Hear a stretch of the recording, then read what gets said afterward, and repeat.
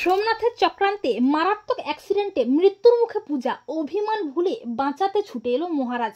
হ্যাঁ বন্ধুরা, আমরা এমনটাই দেখতে পাবো উড়ান ধারাবাহিকের আগামী পর্বগুলোতে। আবিরকে সাথে নিয়ে পূজা যায় কোর্টে মহারাজের কেসটা রিওপেন করার জন্য। আর সোমনাথ পূজা ও আবিরকে ফলো করে।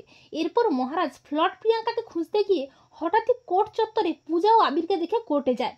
পূজা বলে, মিস্টার মাথা গরম, আমি তোমার কেসটা রিওপেন করব, তোমাকে নির্দোষ প্রমাণ করব। আমি সত্যিটা সবাইকে জানাবো যে সেদিন বিক্রমকে তুমি নয় তোমার দাদা সোমনাথ খুনটা করেছিল। আর এ কথা শুনে সোমনাথ তো প্রচন্ড ভয় পেয়ে যায়। তখন মহারাজ প্রচন্ড খেপে গিয়ে কোর্টের কাগজপত্র ছিঁড়ে দেয়। তখন পূজা বলে, মিস্টার মাথা গরম, এই পূজা এত সহজে হার মানবে না, আমি তোমাকে নির্দোষ প্রমাণ করেই ছাড়বো, কেসটা আমি কোর্টে তুলবই।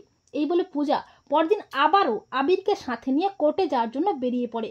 আর সোমনাথও পূজা ও আবিরের পিছু পিছু যায়।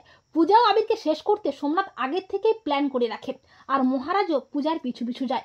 এরপর আবির ও পূজা যখন যাচ্ছে তখন সোমনাথের প্ল্যান মতো সামনে থেকে একটা ট্রাক এসে পূজা ও আবিরকে সজোরে ধাক্কা দেয়।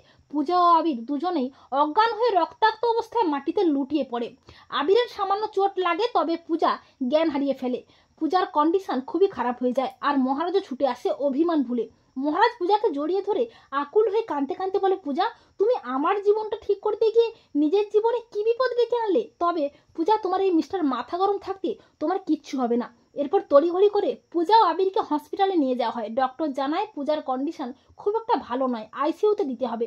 মহারাজ পূজার সঙ্গে গিয়ে অস্থির হয়ে পাগলের মতো হাউমাউ করে কাঁদতে কাঁদতে বলে, পূজা তোমার কিচ্ছু হবে না, তোমাকে বাঁচতেই হবে তোমার এই মিস্টার মাথা গরমের জন্য। তোমাকে আমি সুস্থ করে তুলবই, তোমাকে এত সহজে আমার থেকে দূরে যেতে দেব না। আর যে বাজারা তোমাকে মারতে চেয়েছিল তাকে আমি নিজের হাতে শাস্তি দেব। তো বন্ধুরা, তোমরা এটাই চাও তো যে মহারাজ যেন অভিমান ভুলে পূজাকে সুস্থ করে কাছে টেনে নেয়? কমেন্ট করে এক্ষুনি জানিয়ে দাও তোমাদের মতামতটি।